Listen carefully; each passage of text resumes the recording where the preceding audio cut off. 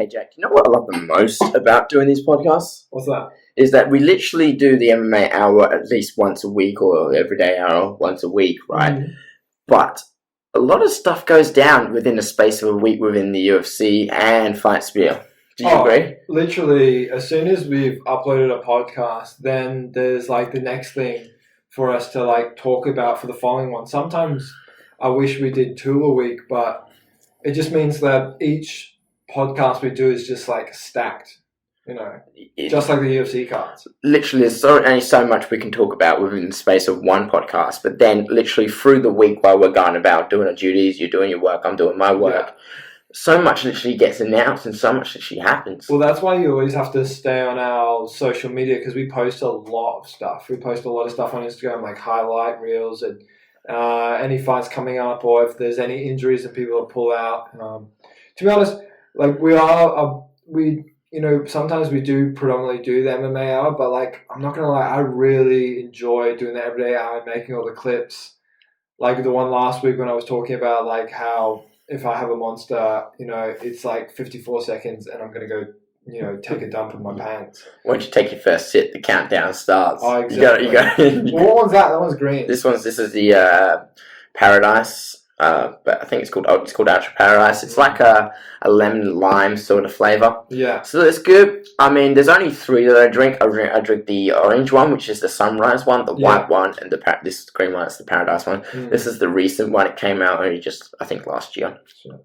All right, so I want to get into something really cool. And first we had the card today, which was Edgar versus Moonhouse. But first of all, I want to talk about some news that just came up in the last half an hour or so, which was Tony Ferguson is being booked for fighting against Dustin Poirer.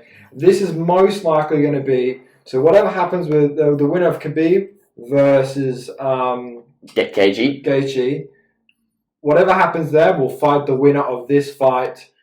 Obviously,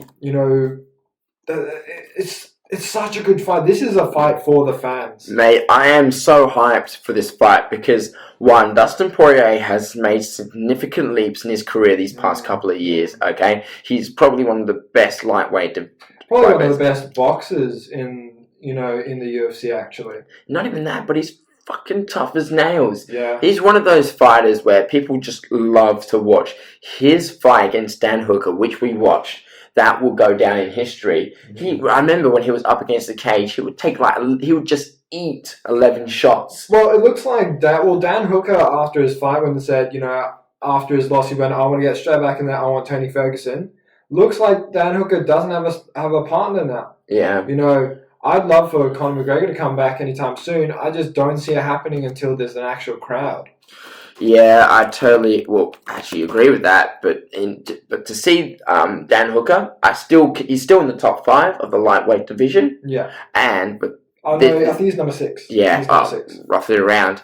So no, he's number 5. Is he? He's number 5. So there's still, again, lightweight is the most stacked division in the world. He might be able to fight the loser. That's what I can say. Yeah. But who loses between Ferguson and Poirier? He might fight, because my pick is, Dustin Poirier versus Tony Ferguson. Well, it's hard to choose because I like them both. I like a lot of people in the lightweight division. It's my favorite division. I say all the time. Lightweight would be my favorite as well. Yeah, absolutely. So, but not even that. But we got 2 major fights: Gaethje versus Khabib, which everyone's kind of been waiting for, and Ferguson versus Poirier. Now, the issue is that people have is Tony Ferguson was the biggest threat to Khabib's reign, right? People were saying for ages, Khabib is not... He was going to be stylistically good enough to pose threats to Khabib and poke some games on the ground that a lot of people... the big strength in Khabib's game is that ground and pound, that savage ground and pound where... he really ties up your legs. You can't do anything about it. Whereas, we've seen quite well that, Ferguson has always worked so well off his back because he has a black belt in Nogi Brazilian Jiu-Jitsu right under, a big predominant BJJ father, which would be Eddie Bravo. Yeah. The issue though, when it comes to the UFC, it's just like the styles will beat certain fighters, but not others. Like the biggest argument people are having right now about the triangle between Gaethje, Ferguson, and Khabib is basically that Gaethje can beat Ferguson, but Ferguson could possibly beat Khabib, but everyone believes that Khabib is going to smash through Gaethje. Well, if you think about it, Tony Ferguson's style was the style that rivaled Khabib, because Khabib, that was the most cursed fight in UFC history. Was it 5 times?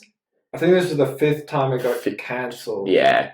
One of the first times it got cancelled was due to injury. Then the second one was due to Tony Ferguson losing his knee. One was tripped over a stray wire or something like that. Yeah, they didn't fight previously because Khabib was in Russia and he couldn't get out of Russia because of coronavirus. And then, to be honest, a lot of people were probably hoping that Gaethje lost. Yes. Because they really wanted to see Tony versus Khabib. And it's one of those fights, because there's been plenty in MMA, especially in the UFC, that there's been fights where you really hope that this is going to happen, but some of them have just been plagued with them never actually materializing. And it's really sad because you and I were so keen for that fight. Yeah, we were talking about it for ages. We were saying, like, bro, this fight is cursed. I know. It's like the UFC gods just don't want to see Khabib. Honest, and I love Dustin Poirer as well. I think it's a tough fight for either gentleman. It's an amazing fight to have, because we've had some incredible fights in the lightweight division so far this year, even during COVID. But I think just like Justin Gaethje, a lot of people are going to count out Dustin Poirer or hope that he loses, because if this GSP thing doesn't happen with Khabib, they so hope that Khabib and Tony is Khabib's last fight or whatever, that it happens at some point, because the MMA gods are really trying to throw all kinds of shit in the way of this fight. Honestly, they're throwing everything at these guys. They throw fucking COVID. They throw torn ACLs, injuries, torn ACLs. Like it's, stylistically, Tony did have some weapons that could pose a threat for Khabib. But then there's Justin now who's acting in this less, and he hated being called reckless, but some of his game plan was reckless. It was, it was to take two, to throw one hard shot and take him out. That even Justin's head coach was saying to him, look, dude, slow the fuck down. You're trying to kill him in there, okay? But take your time with your shots. Well, I want to talk about that as well, because this is a good side into someone who won the UFC lightweight championship a long time ago, which was Frankie Edgar. And he won today against Pedro Munhoz. Now, that was a very competitive fight. I had some other people that have MMA podcasts reached out to me and said, I think it was a really good fight, but I really picked Pedro winning. I thought it was probably, maybe 3-2 to Frankie Edgar. I felt that one was really close. Then there was round 2, and maybe round 5 goes to Frankie. And then 4 and 5 are a bit edgy as well. But I think in number 4, that's where Pedro really, really showed.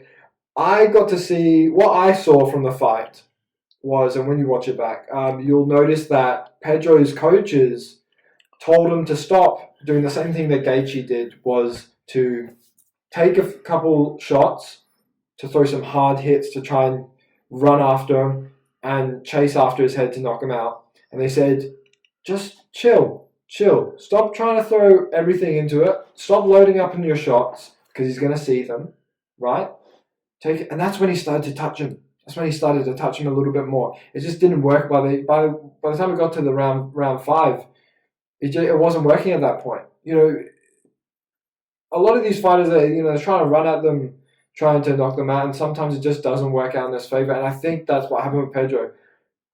Pedro did such a good job. We know he's got knockout power because he fought against Cody Garbrandt, and he's got a solid chin.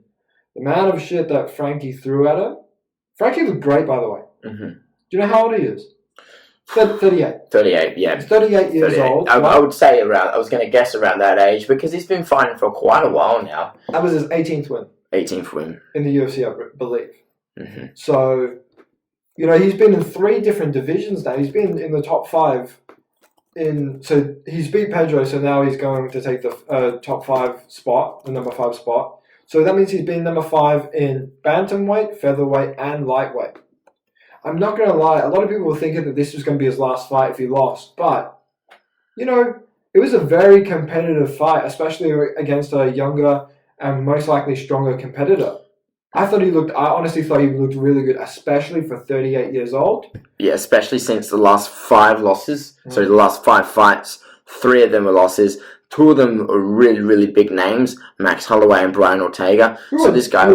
absolute beasts. Killers, yeah. Absolute beast in the featherweight division. Yeah. Fair play to Frankie Edgar. I hope he gets another fight very soon because, to be honest, we watched the Stipe fight not that long ago, last week. He was 37, and Daniel Cormier was 41. How good did both of them look? A lot of old dogs are really kicking it in the, kicking it right now in the UFC. Well, one thing I want to say about Frankie Edgar... Joe Romero, for one. is that he dropped to bantamweight, right? He beat someone in the top 5.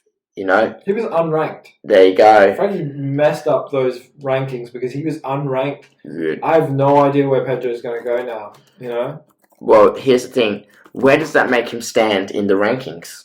I think if you beat number 5, you become number 5. I think so. Okay. I think if you beat number 5, you become number 5. The issue is, where does Pedro go? Because Pedro can't go to an unranked spot. Yes. Does he jump down 1 or 2 spots?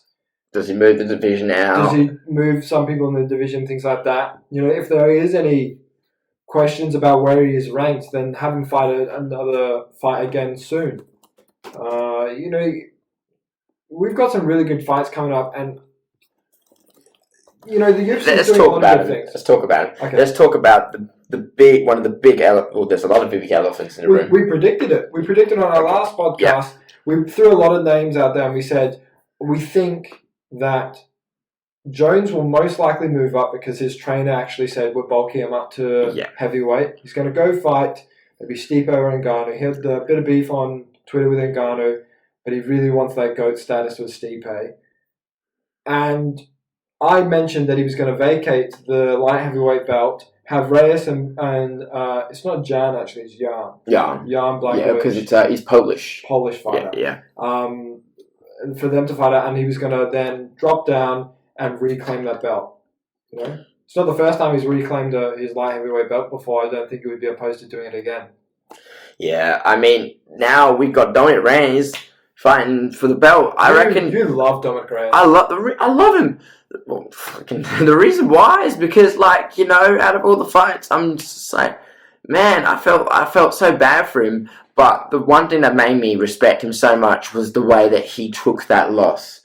He just shrugged his shoulders and said, oh, well, at the end of the day, it is what it is. Yeah. A lot of people, and I know a lot of fighters, if that was that situation, especially in a title shot, and they lose, especially in such controversial way, a lot of them get pissy. You know what I mean?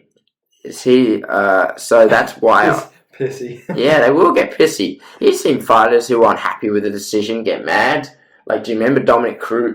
For example, when Dominic Cruz lost to Henry Cejudo? That wasn't so much a judge thing; it was a referee thing. But yeah, there you go. It's the same kind of concept, for them to be angry for a little bit, and then for them to cool off and be like, "Hey, it is what it is. I'll come back and I'll show everyone wrong." Yeah, and that's exactly what it is. But who's your pick from a more objective standpoint? Who's going to win between Blachowicz and Reyes? Well, one thing I want to note is that Reyes actually said in an interview that, Jan is actually a tougher fight for him than Jones. Mm-hmm. I don't agree. I think Jones is a much tougher fight. Here's one question I've got to ask you, though. Oh, wait, don't you want to... Oh, yeah, go on. I'll answer the first one. Yeah. I think Reyes edges it out just because Jan has crazy power. It was a really good fight because we watched that with Luke Rockhold live at the pub. That was a really good fight to see as well. I feel like Jan is a top contender. However, Reyes, he's gone those championship rounds with the light heavyweight GOAT, and I think that speaks volumes for how good that guy is, especially as an athlete, because we know from his background and his history as an athlete, he really does have that athletic ability to perform in those later rounds as well. Mm-hmm. Okay, so there's the next question I've got to ask you. Why is it Dominic Reyes versus Jan Blachowicz and not Dominic Reyes versus Thiago Santos? Because Thiago Santos is ranked number 2. Or is it still honest, because of injury? To be honest, I don't know. I think it could be his injury, because he injured his leg pretty significantly, and I think they're really just trying to move the division as quick as possible, because I don't think Thiago is that vocal on social media, whereas Dominic Reyes and Jan Blachowicz is or are. So that means, they've already started up a little bit of hype for themselves. They've already got their name relevant and in the news and the media. I feel like Thiago Santos doesn't really do that. You know what? Just let Jan and Dominic fight it out. Thiago hasn't fought in such a long time. Has it been like 2 years? Maybe? No, yeah, something like that. Something like that. That's a good fight. He's a good fighter, because the thing is, when those high rankings, like the top 5 spots, don't do anything, it kind of stagnates the division. You've got to keep the ball rolling. You know what I mean? It's like lightweight. It doesn't have Conor in there anymore, but they don't need him anymore, because the lightweight has now got its own personalities. Moving over to light heavyweight, if Santos comes back, he could either fight Glover Teixeira or Teixeira, sorry, or he could fight the winner of Anthony Smith versus who's he fighting? Alexander Rakic. Oh yeah. Yeah. So either way, it's he's got to come back. Otherwise, the rankings are gonna be all jumbled around. Well, I was watching the post-fight conference today. It was interesting to listen to what the reporters actually said to Dana, and they went and said to Dana, I think what's his name? Is it Scott Coker, the guy that is the ambassador or the president of Bellator? I think he's more of an ambassador for Bellator, right? He went and said, we have the best light heavyweight division out there in the world. And Dana quickly shot that down, saying, that's seriously not true, because any of your fighters in the light heavyweight division we've let go of. They've now recently acquired Corey Anderson. And to be honest, I wanted to talk about, and we posted on our social media, Vadim Nemkov. I believe the underdog actually beat Ryan Bader. He in the round 2 he knocked him out, and the reason how he actually did that was he came up high with a right leg kick, shin hit head. He's stumbling. Ryan Bader. To be honest, it was a kind of a bad stoppage. I'll be honest. If you watch that back, how much punishment Bader got near the end, he really. I question that stoppage actually. I'd like you to actually watch it back a little bit, because I question what happened with that ref, because it looked like Bader wasn't really near the end, like protecting himself, and it looked like he came to, tried to get up, ran away, and then he got dropped again, got hit with a couple more bombs, and then he waved it off. I feel like it went at least a minute too long than it should have. Oh, yes, now I remember that. Yeah. He was literally on the ground. He was literally trying to get up. He wasn't protecting himself that much. He managed to get up, but then he got hit by a bomb. He tried to run away as well. So he legit was pretty much, like, he took a whole bunch. I remember that. He was eating, like, a whole bunch of shots, and then the referee literally didn't do anything about it until he got knocked down again, and then he literally had to go limp. That guy I remember watching it on the Instagram, seeing a whole bunch of people commenting, thanks, man, he just lost 5 years of his life. So. Nah, dude. Sometimes it's questionable with some of those refs, like, I don't know, I feel like it felt like it was a bit too late. Yeah. And it is difficult sometimes to be a ref, because, if you get an early stoppage, then, and it's quite obvious, then, you get shut on by everyone, including the fighter, and then when it's too late... Yeah, but at the end of the day, the thing is, refs kind of really need to protect the fighters from themselves. You see a lot of it at the time. It's that the refs know that fighter is not. Some of them are just absolute warriors. They would rather die in the ring than go down. I'll bring up this surrender. example. Anthony Smith. There you go. Yeah. What was your take on it? What, the stoppage? Because he's literally telling his cornerman, my teeth are falling out. Yeah, I literally would say that was a very late stoppage. Yeah. He should have knocked, when he got knocked down the first time, and he was... Was that against Glover Teixeira? Are we talking about the most previous fight? The Anthony Smith. The Anthony Smith fight versus... carry on, I'm going to check. Okay. But I believe it was with him. The past Bellator fight, it was against Glover Teixeira. Yeah. Sorry, talking about the Vandenekov fight, the fact that he got knocked down, and then the fact that he was getting punched like multiple times after like 4 or 5 punches, and you're not protecting yourself like he wasn't. Yeah, stop the fight straight away. When you're trying to squirm and protect yourself, go over your back, roll over, then try and get up, run away. Some of these things are... Remember Tony Ferguson, it was called a TKO, when he was visibly taking shots, but started to back away a good bit, and he was taking stuff and he wasn't protecting himself that much. Yeah. But it's a very different scenario, when you're taking punishment and visibly running away from your opponent because the ref isn't stopping it. A lot of these guys are warriors and they will die on their sword if need be. Yeah. It's a tough job being a ref. It really is because, in any case, unless you get it perfectly right and you stop it within those things, everyone will say something negative and say, should have been stopped earlier, should have been stopped later.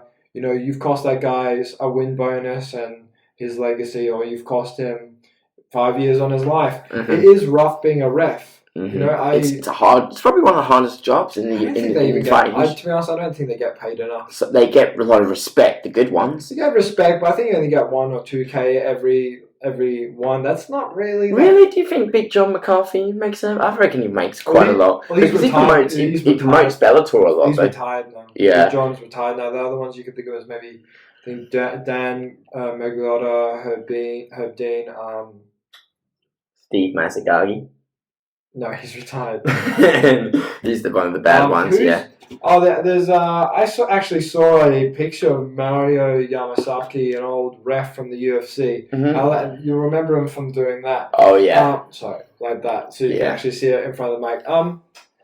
I don't know how old he is. He is like an older gentleman now because he looks very different now that he's not actually reffing now. He doesn't look the same anymore.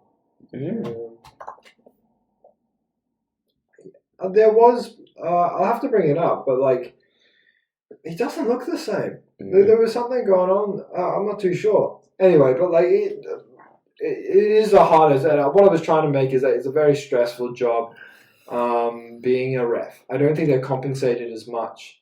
I don't know. That's something that we'd have to ask the viewers and things like that. Do you actually think that they're compensated enough?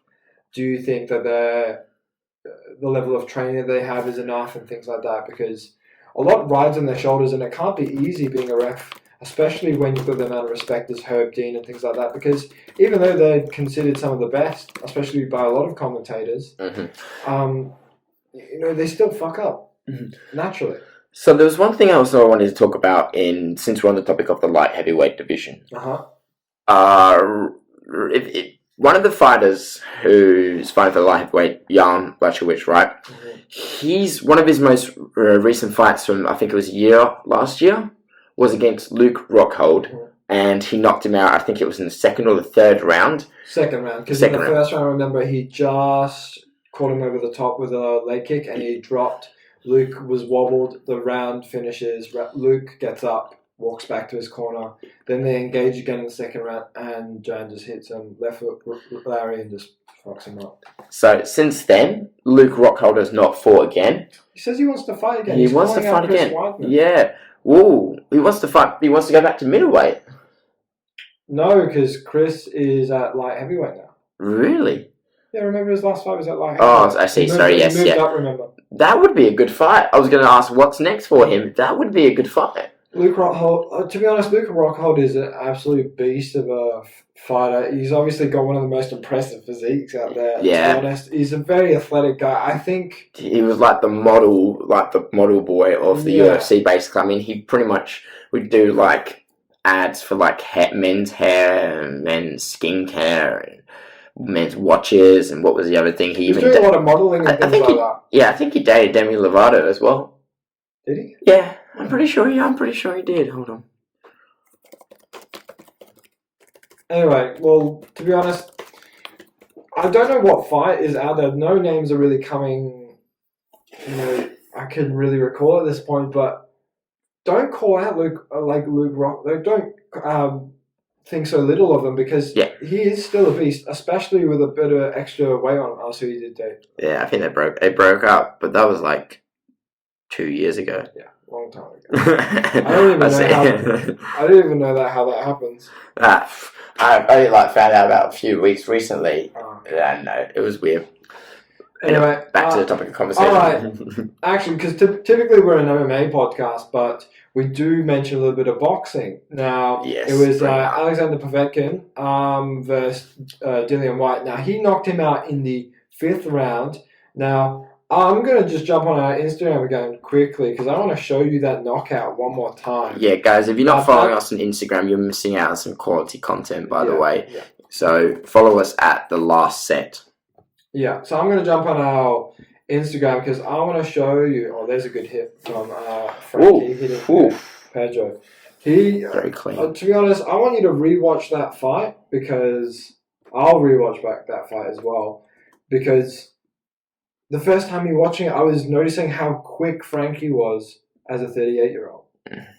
All right, quickly coming over. Oh, so it had about 224 views. So right now we're just watching the knockout from the recently Dillian Whyte versus Alexander Povetkin. Yeah.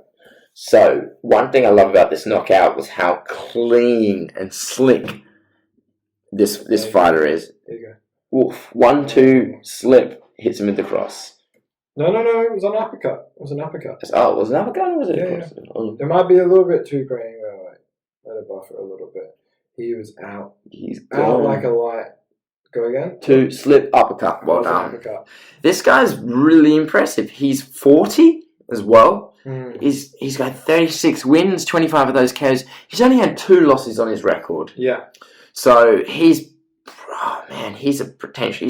He's a threat to that heavyweight division. To be honest, I like many other people didn't choose who was going to win out of that fight. However, I did notice that on social media, Dillian Whyte was posting a lot of pictures of him running and his physique.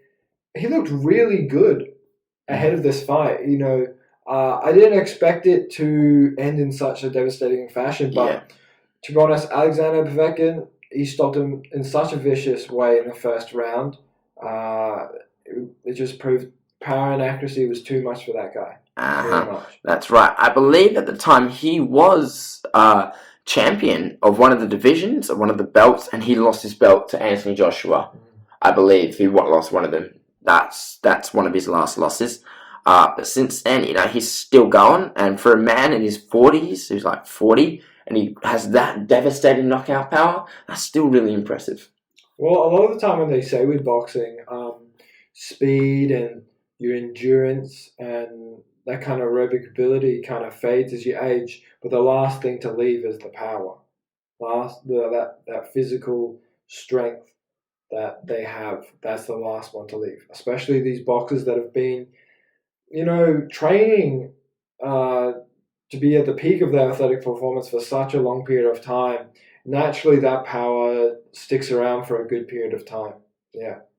So I want to also mention something, because we talked about Reyes leaving Blachowicz, and it seems like all we're talking about is the fucking light heavyweight division. But John Jones has moved up to heavyweight. Now, he's talked over the phone and he's with the UFC and he's heard promising things. Now, he's went and said that, he believes he is an absolute threat to that division. And he's looking, because he's cleaned up the light heavyweight division. and now he's looking to clean up the heavyweight division. What do you think should be his next opponent? I'm thinking the same thing. I mean, just who's good. The thing is, there's a lot of good names in heavyweight. I mean, the three that stand out the most that I would like to see Jones fight first would either be Rosenstrike, Curtis Blades, or Alistair Overeem. I think those three are the most. So you think he should have a little warm-up fight before fighting Iguana, or? Oh, hell yeah! Yeah, hell yeah! To be honest, if you're bulking up that much to go up to heavyweight, because he is a longer frame kind of guy that uses those long limbs, Here's the other thing. What's the rush? John Jones is still very young. You know what I mean? What is the rush? He's 30. No, I think he's just 30. 31? 31 or 30. 32? He's still young. He's still got plenty of time. The reason why he's not done this stuff already was because at the end of the day, 33. His biggest enemy is himself, basically. He probably would... There's a lot of argument about who the number one is in the UFC, the pound for pound greatest. Yeah. I reckon John Jones would have been absolute definite pound for pound greatest if it wasn't for all those things that happened previously, all the allegations, all the crime, all the failed drug testing, and in that time he was still fighting, still clearing out the division.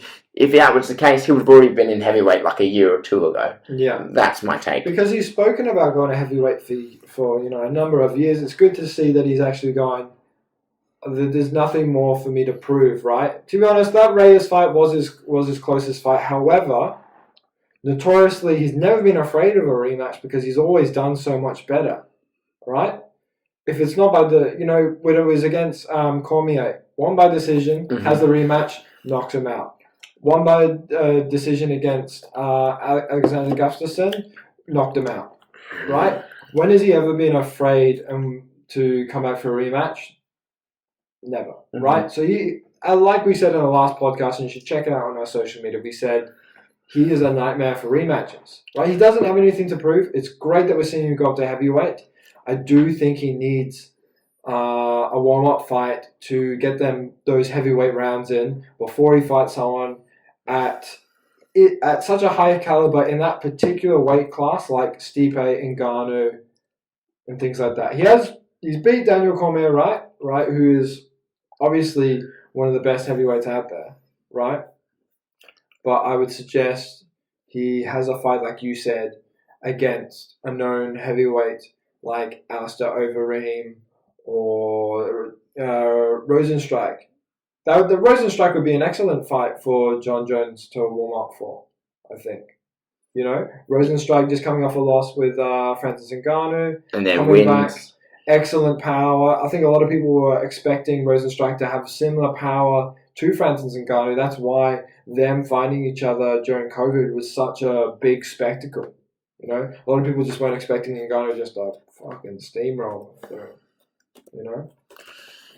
Good times ahead. Another great fight we've got to talk about coming up is Colby Covington versus Tyrone Woodley. Yeah, so that was confirmed not that long ago that was going to happen. Is this the third time that they've maybe negotiated it? Yeah. Well, here's the thing. This fight would have been so much better if it was Colby Covington fighting for the title. Like I say again, time and time again, I love big personalities. I'm a fan of Colby Covington. I'm a fan too. Well, I'm not really a big fan of his Bang Energy Instagram videos. No. That is the most awkward shit in the world. Nah, him having the girls at the front's a bit awkward just because, they're getting paid. Actually, no, there was a thing that they were talking about. Do you know Brendan Schaub? He's got the series called The Food Truck Diaries where he has MMA or boxing, anything fight-related, right? He has them on. And he actually brought, two of his, whatever, paid females at the front with them, holding with them. And I think behind the scenes, he went and told them to do something, and they were like, "Nah, let's not. We're not doing that." Hey, so it's funny to have these little snippets of behind the scenes on how he actually properly acts. I think he's got a great personality for the UFC. Oh yeah. And to be honest, it's very brave because to purposely produce a negative persona for yourself so that you can guarantee that big money in those big fights. But you've got to walk the walk. You've got to walk the walk, and you've certainly got to talk the talk, especially when, to be honest, a lot of people say he's actually a very reasonable guy. He's a very nice guy. So for you to make such a polarizing negative persona for yourself and, cook it up and cook up all these lines to say they're very funny, by the way, calling out everyone nerds and virgins and things like that. No, he's a funny character, right? He's really, really funny. But to be honest, it can't be easy waking up knowing that I've got to stick to this role in order to guarantee I get these big money fights.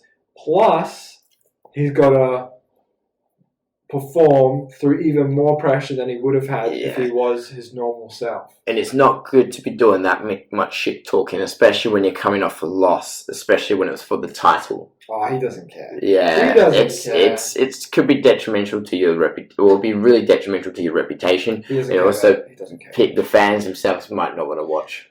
To be honest, Tyron's coming off 2 losses now, and I was watching a promo for it the other day, and a lot of people were saying, this is kind of do or die for Tyron Woodley because he's having 2 losses. Give him credit. Tyron Woodley's lost to Kamaru Usman, and he's lost to Gilbert Burns, right? Yeah. 2 of the best in the welterweight division for a long time, right? A lot of people are saying this is do or die for him. Mm-hmm. He must win this fight. This is coming off 2 losses now. He must win this. It's lit a fire under his ass, I think. Well, it's a do or die for both of them because they're both coming off losses, right? They both had a shot at the title. One's a former champion. The other one had lost a shot at the title. They both lost to the same guy, Kamaru Usman. So, if one of them wins, it's good. They go back up. But the other one loses, they fall further from grace. Mm. So that's the thing. Now, Tyron Woodley is a very humble guy, we love it. He's very respected, and Colby Covington, his people are now tuning into him. He had his one shot at fame, because if he beat Kamaru Usman, he would basically establish himself as such a high status within the UFC. But now he's kind of lost that. Now he's kind of trying to rebuild that, stay relevant. You know what I mean? Because a win over Tyron would be a really big feather in his cap, though. Yeah. It really would. So that's why if Colby Covington beats Tyron Woodley like he's been calling out him previously, then he might get to, move up a little bit. Yeah. Because one fight I would love to see is Jorge Masvidal versus Colby Covington. That would be such a good... I don't know why they haven't set that up already. Yeah. That would be such a... I think they might be more inclined to set up the Leon Edwards versus Jorge Masvidal in the future. I really do think that could be a possible one to put out there because Leon Edwards, everyone in the top 5 except for him has got a fight lined up, right? Kamaru, Gilbert Burns, everyone's kind of tied up at this point except for him. I'd really like to see Jorge get back into it, fight Leon Edwards. They can totally build that up because, Leon Edwards got, the 3-piece in the soda behind the scenes. Oh, yeah. Do you want an interview? Tell the viewers about the story. So it was after this was the fight before Ben Askren, right? So who did, I'm blanking on the name. Who did he fight? Was this against Darren Till? I think so. Yes, yeah. They were on the same card because Darren Till was arguing with Leon Edwards, who was the best in the UK. Okay. So after Jorge had a big press tour, beat Darren Till by knocking him out, and in a quite a vicious way, actually knocking him out. Then he's doing an interview, behind the scenes post fight, and they're asking him questions, and Leon's going out there and saying, he's saying some stuff like to fight him in the future and things like that, and Jorge's like, yep. And I think Leon's walking towards him. Jorge's walking there with the hands behind his back, which means, he's not doing anything.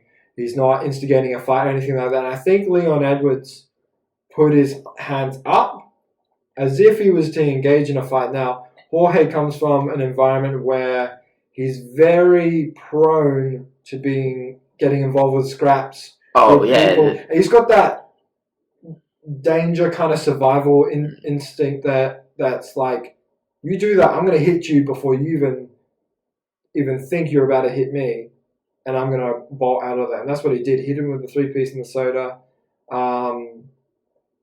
bare knuckle as well, and then he just popped out of there. You know, a lot of people are expecting that in the UK that could have been a legal issue because you're not in America, you're in the UK now. Mm-hmm. It would be a different kind of legal problem. Especially when you're a resident and visiting the country. Exactly. It might also hurt the UFC's reputation a little bit. However, I think the UFC actually squashed that and made sure that didn't happen. I think they probably just got Jorge out of there real quick, so they couldn't do anything. Yeah. I think really interesting fight for Jorge. I think the next fight for Jorge is Leon Edwards. That'd be a really good fight for him. So the top 5, obviously, 1 is Gilbert Burns, 2 is Colby Covington, 3 is Leon Edwards, 4 is Jorge Masvidal, and 5 is Tyron Woodley. So again, yeah, that's why I think Colby Covington it's okay for him to fight Tyron because he's been waiting for it for a while. Leon Edwards versus Jorge because it's 3 versus 4 that way. So let's say Colby Covington wins and Jorge beats Leon. There you go, 3 and 2 to face off. That fight would be great, and then whoever wins out of that fight fights the winner of Gilbert Burns and Kamaru Usman. There you go. So that way, that's the welterweight division lined up for you. To be honest, dude, the UFC is. We actually thought that COVID was going to mess up a lot of fights, and it really hasn't. It really hasn't. To be honest, I'm really impressed with what the UFC has done, but you know. Let's run through all the different divisions. There's the flyweight division. You've got Davison Figueiredo. He's fighting all different people. We're having Cody Garbrandt drop down to fight that. Excellent fight. Bantamweight division. You know, we've now had Frankie Edgar. We had Pedro Munhoz. We have who else have we got there? We had Sean O'Malley that was getting built up. Marlon Vera. We have who else do we have in the bantamweight division? I'm blanking. Aljamain Sterling.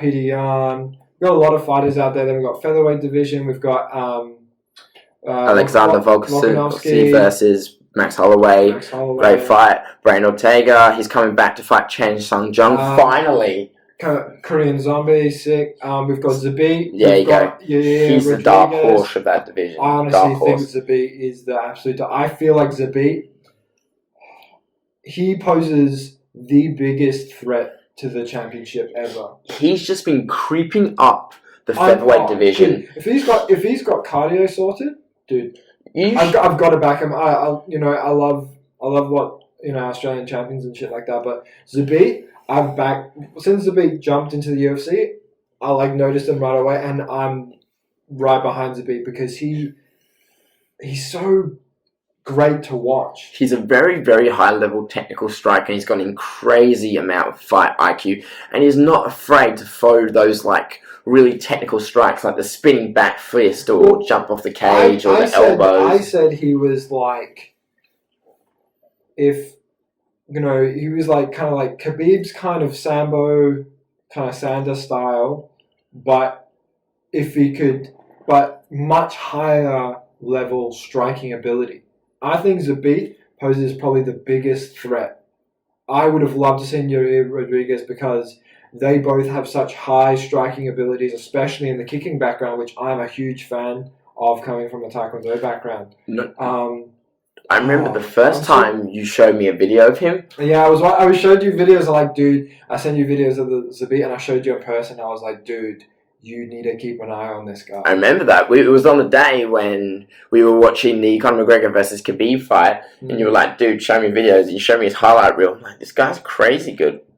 I was just watching his training videos and shit like that. And and his highlight reel as well. His highlight views. And I was showing, he's got such a great striking ability. That moves on to our next topic, which is Ortega versus Korean Zombie. That's fell through a few times, right? Yeah, well, finally, it's going to happen now.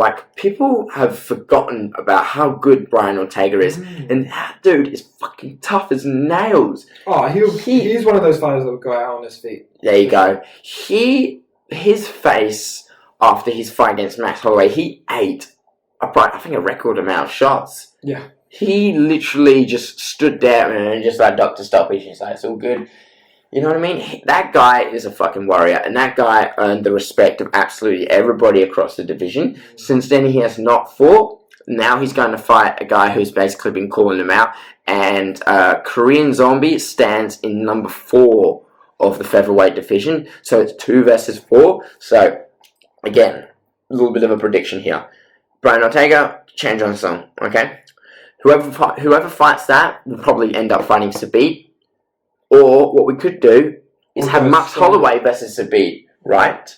And then we could have winner of that 2 face the winner of Brian Sung, Chan Jong Sung. Winner of that faces for Alexander Volkanovski. Because one thing we love about Alexander Volkanovski is he is a very, very active fighter. You know, there was a few fighters. He's trying to be a very active champion. He's been around for a long time. Yeah, because he knows that his days are numbered, so he's just trying to gain as many as he can to solidify himself in the featherweight division. You know, just like any fighter, you have a limited amount of time where you can perform at your peak athletic ability. I think Alexander is trying to. There seems to be an advantage with staying active. To being an active fighter, especially on your climb up to the championship. Yeah, we spoke about that on the last podcast. Like, Israel Adesanya, he was literally in the division for 1 year until he had his title fight. I think it was just over 1 year. Was it a year or a year and a half? Some point. I think it was a year and a half, maybe 2 years. I'm blanking, but... His climb was so quick. But that's what I'm saying. There seems to be an advantage with staying active, having these continuous kind of training camps, never really ballooning out of shape. And it's also because it's what the fans want to see. Like, at the end of the day, like, it always comes down to the money because, you know, UFC is a money sport. It's becoming a money sport. And they built up all these characters now. They built up, not characters, they built up all these personalities, you know. But the people who basically... fund the UFC are the fans themselves, the tickets, the pay-per-views, you know, the countries are letting them in, letting them fight in stadiums, the promotion, all that sort of stuff comes down to the power of the fans, and it's always going to be what the fans want to see. Yeah. So if you're, let's say for example, if you're a fighter, but you're not a champion, but you are loved by the fans, you are very active, and I think that's one of the reasons why Donald Cerrone basically gets so many fights because he's so active, but because the fans just love to watch him fight. I think a lot of people respect an active fighter as well. Yeah. They understand the grind they have to go through. Yep. Yeah. I quickly want to mention something. Now, I know we're an MMA podcast. We talked about it a little bit earlier with boxing and things like that. Oscar De La Hoya, Dana White's favorite pal, he's coming out of retirement aged 47. Now, his last fight was 12 years ago. He's now aged 47. I don't know if it's the best move for coming out. I just wanted to mention that Dana White actually said, got asked about Oscar De La Hoya's potential boxing comeback, and he went and said, yeah, cocaine's not cheap. So, what is that? Why did you say that? He just says that Oscar De La Hoya is a bit of a cokehead. Sometimes... I think Dana White's quite quickly to say he's a bit of a twat and a bit of an idiot. He must be on the coke again. You know? But, you know, he's 47, been out for 12 years. That's over a decade, and you haven't fought, and then you want to go back into boxing. That's a little bit of a stretch. Yeah, especially being... he was around the featherweight division, wasn't he? So I don't know who's really out there for him to set up a super fight or something like that, because that seems to be his only option at this point. Yeah, I can't really think of someone who'd be a really good opponent. There's no one that really comes to mind. Yeah, well, everyone's sort of focused on the whole Mike Tyson versus Roy Jones Jr. right now. That I think it's kind of eclipsed any knowledge of. I don't really see anyone really talking about Oscar De La Hoya coming out of retirement. It seems like... What division was he? Featherweight. What was his last fight? Who was his last fight to?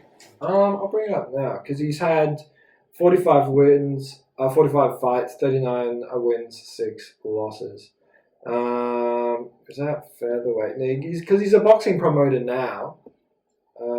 He's an incredible fighter, let's be real. He really is. But his last fight was against Manny Pacquiao. Oh, okay. Yeah, and that was in 2008.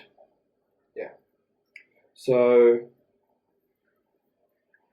I think that was that by doctor stoppage? I'll have to check. Yeah. Well, actually, the reason why the Coke thing gets brought up is because, De La Hoya was arrested for driving under the influence with alcohol, and he pled not guilty. But then later on, in the following year, in 2019, he was during an investigation of an attempted extortion case. He admitted to have used cocaine early in 2018. So I think Dana White, he's definitely bringing that up because I think he fucking hates. At one point, Oscar De La Hoya was going to do a boxing fight with Dana White. I'm pretty sure. So pretty sure Dana White just fucking hates his guts. Really hates his guts. Yeah, well, I want to tell a little thing about Dana White. Do you know that guy is notorious poker player? Yeah. There are casinos that literally refuse to let him in, that abandon him in, because he's literally won so much because he's such a good gambler. Like, he talks about, I think Joe Rogan talks about it all the time on his podcast. He talked to David Blaine on his podcast, and that's really interesting. Have you watched that? Yeah, I want to. It's a very good story about that. It's a very good podcast. I just quickly want to mention that Joe actually said, he's a very good poker player, and he wins really big, and a lot of the times, I think it was the Palms or something like that. He got banned from that because he won like millions and millions. And he's lost big, but he's won a lot of money. Joe has mentioned that, and David Blaine's going, yeah, he's probably counting cards. Do you know? Yeah. He's probably counting cards. And that's from, Mr. Magic Man himself. Yeah. Oh, I want to tell two things. Here's one of the issues I have when it comes to gambling, basically, especially at the casino. It's not controlled. Just casinos in general, it is not controlled. Here's why: you go to the pub, right? You got the slot machine. You have a beer, play slots. Have another beer, play slots. Have another beer, play slots. Eventually, at some point, the barman's going to come over to you and say, "Hey, man, I'm going to cut you off, right, for your beer." But no one will ever tell you to cut you off for the casino. You know what I mean? And then you know what they even do? They fuel the addiction. They invite people back to the casino. Oh, we noticed you haven't been back to the casino in 6 months. Here's $200 worth of free chips. They go there, play that $200, win big, lose big. You know what I mean? Then they loan people money. Casinos love to fuel that addiction. Anyway, so that's one of the issues I have when it comes to casinos. The fact that they do that, and they love to fuel the addictions, and they don't have like a regulation on how much you can actually bet or how much you can win or lose. They don't monitor it because so many people come and go. Anyway, one thing that I was very impressed with, I still got to listen to the David Blaine podcast, but I saw a clip when he told the story about the dice, the kid with the dice and the crabs table. Did you hear it? Yeah. How impressive is that? He said he rolled dice on a crabs table like perfectly for like 10 years, right? And then he goes into a casino and he knows exactly how to roll the dice. Well, he actually said at one point on crabs, he actually did, I think it's called a fire bet or something like that. He got everyone at the table, and this is like a small bet table, but because he did a fire bet or something like that, he won everyone at the table 10 grand each. So yeah, that's a really crazy story. I quickly wanted to bring this up because watching the post-fight press conference today, following the Edgar vs. Munoz fight, someone actually asked Dana White, have you been in talks with Michael Chandler and his people? Are you interested in signing him? And Dana said, actually, no, I haven't personally. However, we are very interested in talking to him. We will need to find out the conditions and the little bits of legislation regarding his contract and whether or not we can acquire him or even be in negotiations and talk with him. But he said, I can confirm, we're very interested in Michael Chandler. And we spoke about that on the last podcast. You'll find the clip on our Instagram that out there. And I said, well, we both said that he's a major threat to the UFC's lightweight division. Rightfully so, you should be very interested in Michael Chandler. He's an absolute beast, and I think you should acquire him now while you can. Get him while he's still fresh. Don't wait this out. Give it on the table. If he's a freelance fighter, I wouldn't put it past even one championship, maybe acquiring him. And you know what they could do? They could sign him up tomorrow, and his first fight could be Donald Cerrone. Donald Cerrone would be like, hell yeah, I'll fucking take him. Of course he would. Yeah. I know he believe he trains with Michael Johnson. Mm-hmm. I think he's pals with Michael Johnson. He fights. I've seen training footage with them. Let him fight Michael. Where is Michael Johnson in the division? Where is he? He's not in the top 15. He's not? No. It wasn't that long ago that he was in the top 10. Yeah, he must have dropped since then. Oh. Wow. Yeah, well, you got to understand, lightweight is a stacked ass division. Oh, that's a crazy division. Yeah. Just finishing up, because I know we don't have a huge amount of time, because we've talked this is a really stacked podcast today. A lot of content for people to digest, for sure. Yeah. This is something that's not really MMA related, but I thought it was really funny, and I wanted to show you. Okay. It's never not, a podcast like that. I want you to see this. So this is a common merganser sea duck. What? Now, hear me out. I want you to watch this. Just buffering. All right. Now he's putting him into the water. Oh, what? Connor. Now watch this. Jesus!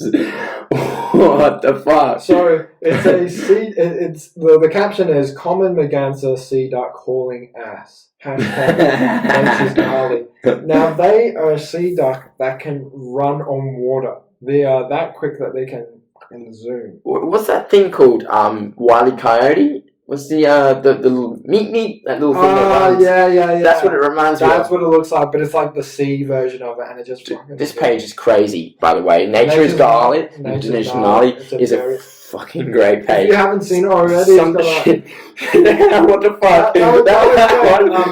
All right, here's another one. The raccoon is fighting an iguana. Yeah.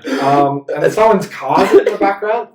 What the fuck? Oh, get the fuck out of here. That iguana's fucked. I didn't even know a raccoon even fights iguanas. He's just fucking digging himself into them. What the fuck?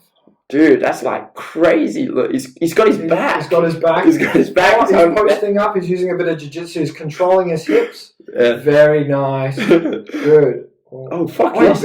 Oh, no, but lizard's tail. Yeah. Oh, he's gone by the neck. He's got a rear naked choke. He's like, come here. He's like, come here, mate. You're coming with me. Oh, he's coming back to the end of the cage.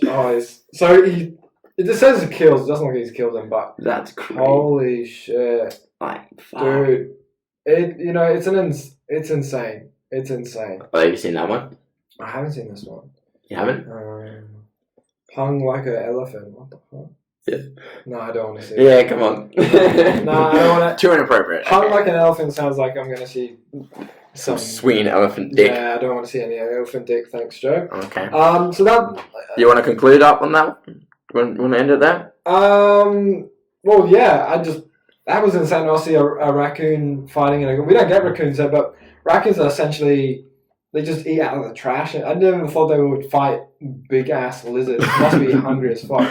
I'm not gonna lie, they're kind of like the American version of the ibis or the Australian bin chicken that eats shit out of the Australian bin chicken. Yeah, an ibis. I hate saying ibis on the road. Yeah.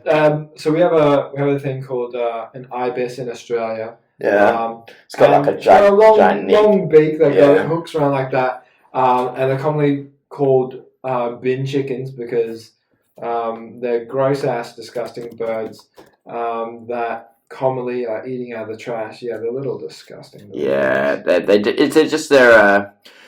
have really, really like long beaks and all that. But one of the reasons why they have such long beaks is because they eat worms out of the ground and they use their beak why? Yeah, that's why, because they put their beak into the ground, so it's further enough, and then they just pull it out. Why Wheat Bix boxes out of my bins? I don't know, mate. What? Since when you get them here? Do you get them here? No, I don't. No. I've never seen them eat out of trash. You get them closer to the city, though. No, I've never seen them eat out of trash. I see them all the time at the park, digging their beaks into the ground, trying to get worms. No, I've seen them eating trash. I've never seen them eating trash. They're real bin/trash chickens. All right, so that was a really good podcast today. Talked everything, fighting, like boxing, MMA, threw in some nature shit there. I hope you guys really enjoyed. Anything you want to say, Joe? I'm just happy with this pace. Oh yes, thank you guys. By the way, we've officially surpassed 500 views. 500 views on YouTube, and we now have 300 followers on Instagram. It was 9 days ago that we celebrated our 200 followers. So it's taken us 9 days to acquire 100 followers. That's equals to maybe just over 10. What was that? Maybe like 10, 11, 12 followers every day. Yeah. So that's really good to see. And a lot of the time, if you are a fellow podcaster and things like that, please reach out, because we've already set up a collaboration in the past that went really well, and we'd love to collaborate with fellow other MMA podcasts. Even if you're not an MMA podcast, to be honest with you, because we are 50% MMA, 50% non-MMA. Please reach out. We'd love to talk to you guys, have a collaboration. It's all fun for us. We really do enjoy it. We love talking to like-minded individuals, I think. Yeah? Yeah, and maybe in the future, we're going to start getting people on this podcast. I'd love to get guests. I want us to upgrade some equipment, and we're going to post that up on social media when we do get that. I want to get rid of this table. I want us to have a small table down here. I want rid of the seats. I want couches. We're going to have a lighting setup. We're going to have the audio setup. We're going to have the similar to what our friends at the For Our Laugh podcast have. Oh, yeah. I'd love to do that. I've really enjoyed what I want to do? I want to get like how they got all this shit on the table, all this cool stuff. I want to start getting cool stuff and put it on our table. We might have to put it in the middle bit. If we got a small coffee table, we can do that. That'll be cool.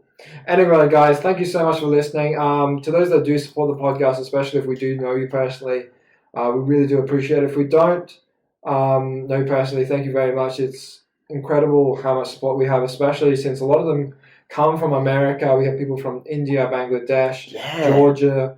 We have a lot of people around the world, predominantly not even Australian. So thank you so much, guys, and we really do appreciate it. We honestly, we're grateful for every bit of success along the way. We really are just trying to put out a lot of good content. Yeah, we try to engage with you guys. If you have any questions for us, please put in the description or reach out to Joe, myself, or even on the Last Set Podcast Instagram. We just celebrate the small wins. It's the small little wins each day that build up to a big success. Yeah. We love to do that. We love progress. We're seeing it. And we're just going to celebrate small progress. We're quite addicted to seeing progress and things like that. I don't think we mind taking it slow or not getting the progress we want sometimes, although we are seeing good progress. But it's more, we don't want to stagnate. We want to keep growing, keep engaging with our followers and things like that. Yeah. Thank you so much, guys. Take care, man. All the best. Thanks, guys. Bye.